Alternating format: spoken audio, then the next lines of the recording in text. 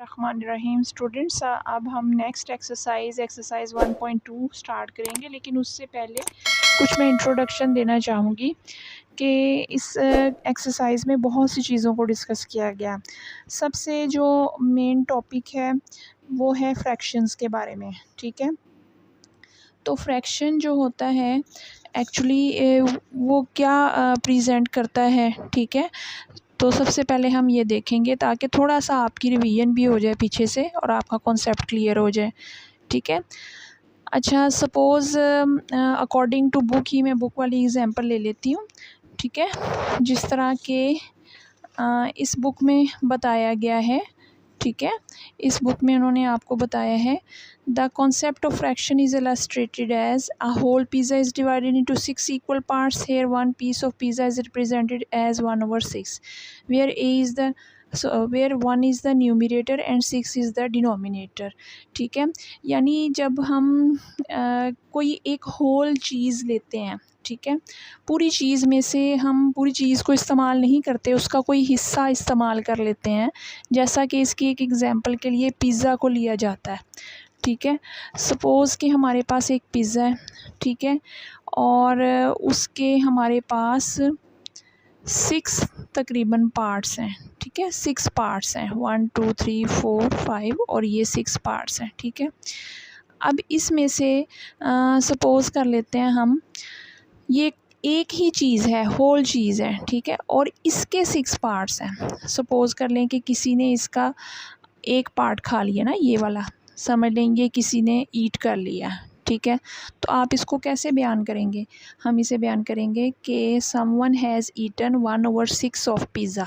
ठीक है, और अगर किसी ने ये वाला पीस भी खा लिया है, फिर आप क्या कहोगे? आप कहोगे 2/6 of this pizza pieces have been eaten. ठीक है, और अगर मैं आपसे कहूँ कि बाकी कितने बच गए हैं जो कि किसी ने नहीं खाए, तो वो देखें 1 2 3 4, तो आप कहोगे ये तो है वो पार्ट्स जो ईटन हो गए।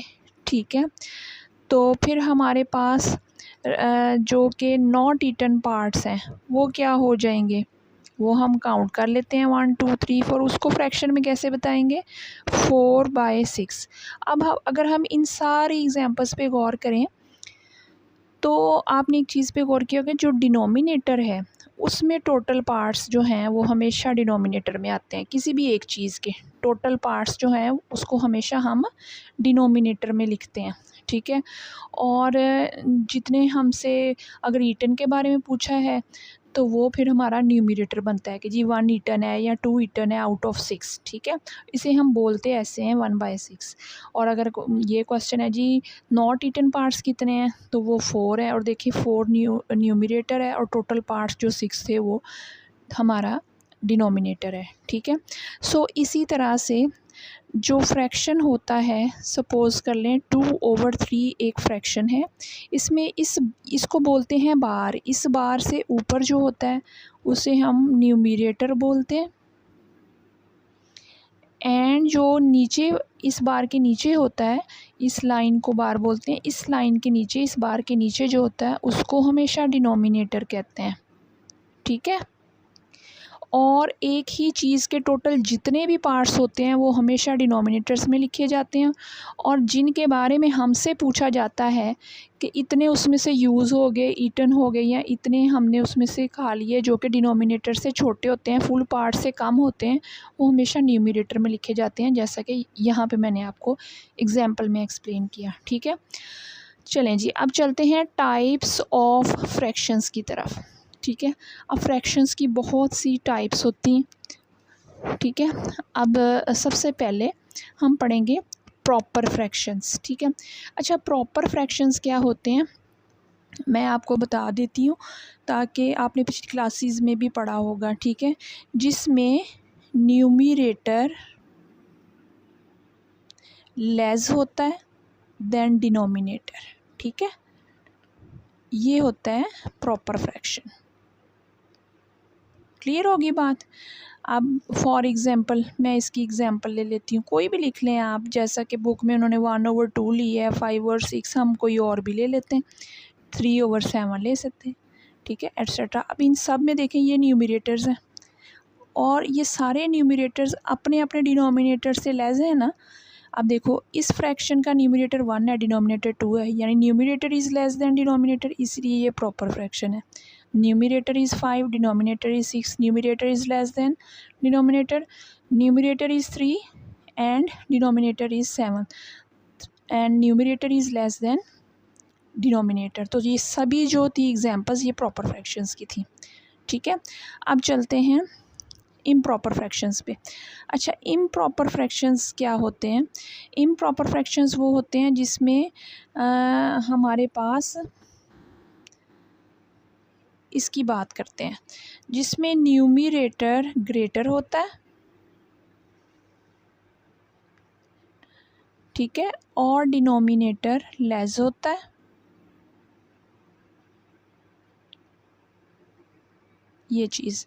अच्छा, एक और बात इसके बारे में होती है, या फिर न्यूमरेटर इक्वल्स होता है डिनोमिनेटर के। ठीक है, दो सूरतें होती हैं इसकी। ओके, अब सपोज़ कर लेते हैं हमारे पास न्यूमरेटर क्या है, कोई भी हम एग्जांपल ले लेते हैं, जैसे 7/5 बुक में दी हुई है, 8/3 दिया हुआ है फॉर एग्जांपल में ना। फिर हम कोई और भी ले लेते हैं, सपोज़ कर लेते हैं 53/90 ले लेते हैं। ठीक है, तो ये सारी वो यहाँ पे 53 हम यहाँ पे 10 कर लेते हैं, 90 नहीं ना करना, हमने डिनोमिनेटर को लेस रखना है। इम्प्रॉपर फ्रैक्शन है, ठीक है, इसमें न्यूमरेटर बड़ा है, डिनोमिनेटर छोटा है। दूसरे फ्रैक्शन में न्यूमरेटर बड़ा है, डिनोमिनेटर छोटा है। तीसरे में भी जो है वो न्यूमरेटर बड़ा है, डिनोमिनेटर छोटा है। तो ये सारे के सारे इम्प्रॉपर हो गए हैं। और अगर ये हो जाए सपोज़ 2/2, तो भी ये इम्प्रॉपर फ्रैक्शन ही होगा। ठीक है, देखिए 2/2 इज़ इक्वल टू 1। तो इसी तरह से जब न्यूमरेटर डिनोमिनेटर सेम होते हैं तो वो कट के और हमेशा 1 ही आंसर आता है। तो इसीलिए कहा जाता है जब न्यूमरेटर और डिनोमिनेटर सेम हो तो वो भी इम्प्रॉपर फ्रैक्शंस ही हुआ करते हैं। एक और बहुत अहम बात जो इसके बारे में मैंने आपको बतानी थी इम्प्रॉपर फ्रैक्शंस के बारे में, कि ये जो इम्प्रॉपर फ्रैक्शंस होते हैं, ठीक है, ये ऑलवेज़ ग्रेटर और इक्वल टू 1 होते हैं, ग्रेटर और इक्वल टू 1 होते हैं। ठीक है, इम्प्रॉपर फ्रैक्शंस, यानी इनका आंसर या तो 1 आता है या 1 से बड़ा आता है, ये इसकी पहचान होती है इम्प्रॉपर फ्रैक्शंस की।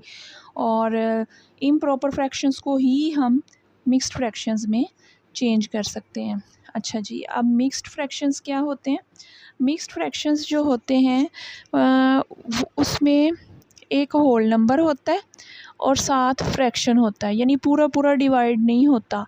ठीक है, वो कुछ इस तरह से होते हैं इम्प्रॉपर मिक्स्ड फ्रैक्शंस किस तरह से होंगे, इस तरह से। ये देखिए मैं इसकी एग्जांपल यहाँ लिखूँगी। मिक्स्ड इस तरह आपने नंबर देखे होंगे, 3 होल 1/2 इसको पढ़ते हैं। बाज़ बच्चे 3 1/2 पढ़ते हैं, ऐसे नहीं पढ़ते बच्चों, इसको पढ़ते हैं 3 होल 1/2। ठीक है, और इसको पढ़ते हैं 2 होल 3/5। इसी तरह से कोई और आंसर देख लें, सपोज़ 4 होल 2/21 लगा लें। ठीक है, तो ये हमारे पास मिक्स्ड फ्रैक्शंस की कुछ एग्जांपल्स होती हैं, यानी होल नंबर निकल आता है ना। ये देखिए ना, जैसे जब हम सपोज़ करें कि हमारे पास एक इम्प्रॉपर फ्रैक्शन था। ठीक है, हम कोई भी ले लेते हैं, सपोज़ कर लें 17/5 है। जब हम इसको डिवाइड करते हैं, ठीक है, अब इम्प्रॉपर को जब डिवाइड करते हैं तभी तो वो हमारे पास मिक्स्ड में चेंज होता है। ठीक है, अब देखो जब 5 पे डिवाइड करेंगे तो 5 3s आर 15 होते हैं, माइनस किया 2 आए। तो ये जो ऊपर नंबर होता है ये हमारा होल नंबर होता है, जिसे हम साइड पे लिखते हैं, क्वोशंट बोलते हैं जिसको हम। ये हमारा रिमाइंडर होता है। ठीक है, तो जो रिमाइंडर होता है वो हमारा यहाँ आ जाता है। ठीक है, और डिनोमिनेटर हमारा सेम जो डिवाइज़र होता है वो वहीं पे रहता है, वो चेंज नहीं होता है, ये बात याद रखनी है। ठीक है, तो मिक्स्ड फ्रैक्शंस जो होते हैं वो क्या होता है, मिक्स्ड फ्रैक्शन इसलिए कहते हैं उसको कि इसमें होल नंबर प्लस फ्रैक्शन जो होता है, ठीक है। और ये किनका बनता है, उन इम्प्रॉपर फ्रैक्शंस का बनता है जिसमें न्यूमरेटर ग्रेटर और डिनोमिनेटर लेस होता है और ये पूरे पूरे डिवाइड नहीं होते, रिमाइंडर कुछ ना कुछ बच जाता है, ठीक है। अब बात करते हैं यूनिट फ्रैक्शंस की।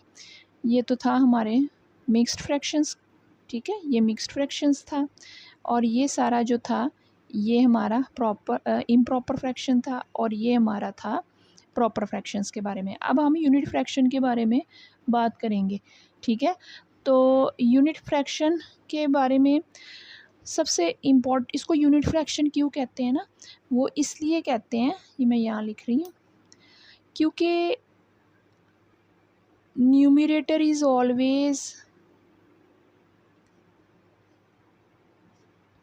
1, ठीक है। यूनिट फ्रैक्शन में इसका न्यूमरेटर हमेशा 1 होता है, ठीक है, और डिनोमिनेटर कुछ भी हो अदर देन 1, ठीक है ना। तो डिनोमिनेटर जो है वो 1 से बड़ा ही होगा। क्लियर हो गई बात। 1 या 1 से मतलब जो है वो 1 से बड़ा ही होता है, ठीक है। और पहचान क्या है, सिर्फ इसका न्यूमरेटर हमेशा 1 होता है। फॉर एग्ज़ाम्पल जैसे 1/2 लिख दो, 1/3 लिख दो, 1/7, 1/51 लिख दो, कुछ भी लिख दें, मतलब हमारा जो है वो 1 होना चाहिए। डिनोमिनेटर जो है वो 1 के अलावा कुछ भी हो सकता है, ठीक है। अच्छा जी, अब बात करते हैं लाइक फ्रैक्शंस की, ठीक है। लाइक फ्रैक्शंस क्या होते हैं, तो लाइक फ्रैक्शंस ऐसे फ्रैक्शंस होते हैं जिसमें हैविंग फ्रैक्शंस, चलें आपने इसको याद रखना है, हैविंग सेम डिनोमिनेटर, ठीक है। बेशक वो 2 हैं, मतलब एक नहीं, इसमें 2 या 2 से ज़्यादा फ्रैक्शंस की बात होगी। ये वाले जो थे ना पहले 4, ये वाले पहले 4 जो हमने यूनिट फ्रैक्शंस तक पढ़े हैं, ये तो सिंगल फ्रैक्शंस के बारे में बात होगी। अब जो हम पढ़ेंगे लाइक, अनलाइक, इक्विवेलेंट, इसमें 2 या 2 से ज़्यादा फ्रैक्शंस होने चाहिए आपके पास। एक बात आपने ज़हन में रखनी है, क्योंकि इसमें कंपैरिजन होगा ना, ठीक है। तो कंपैरिजन के लिए तो एक से ज़्यादा चीज़ें होनी चाहिए ना, 2 या 2 से ज़्यादा होनी चाहिए, एक तो नहीं, ठीक है। कम से कम 2 चीज़ें तो हों, 2 या 2 से ज़्यादा चीज़ों का कंपैरिजन होता है। अच्छा जी, हम लाइक फ्रैक्शंस की बात कर रहे थे कि फ्रैक्शंस हैविंग सेम डिनोमिनेटर्स, ऐसे फ्रैक्शंस जिनके डिनोमिनेटर सेम हों, ठीक है, लेकिन न्यूमरेटर जो हैं वो डिफरेंट हो सकते हैं, वो सेम नहीं होने चाहिए, ये बात याद रखनी है। सिर्फ डिनोमिनेटर सेम होने चाहिए। जैसे फॉर एग्ज़ाम्पल 1/5 है, 2/5 है, 9/5 है, ठीक है। इसी तरह से, तो इस तरह के जो ये देखिए, इसमें डिनोमिनेटर एक ही है, न्यूमरेटर चेंज होता रहेगा, ठीक है। हम कहेंगे दीज आर लाइक फ्रैक्शंस, ठीक है। अच्छा जी, अब अनलाइक फ्रैक्शंस की बात करते हैं, ठीक है। अनलाइक फ्रैक्शंस जो होते हैं उसमें डिनोमिनेटर और न्यूमरेटर दोनों ही डिफरेंट होते हैं, ठीक है। Fractions having numerator and denominator different, ठीक है, ये इस तरह से।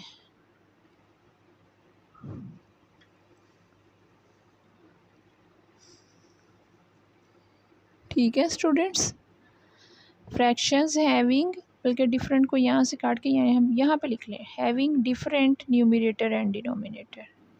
क्लियर हो गया? अब ये अब ज़्यादा क्लियर हो गया, ठीक है। अब फॉर एग्ज़ाम्पल इसकी कोई भी एग्ज़ाम्पल ले लें, 2/5 है, 1/3 है, तो बुक वालों लिखी है, हम खुद से भी कुछ सोच सकते हैं, ठीक है।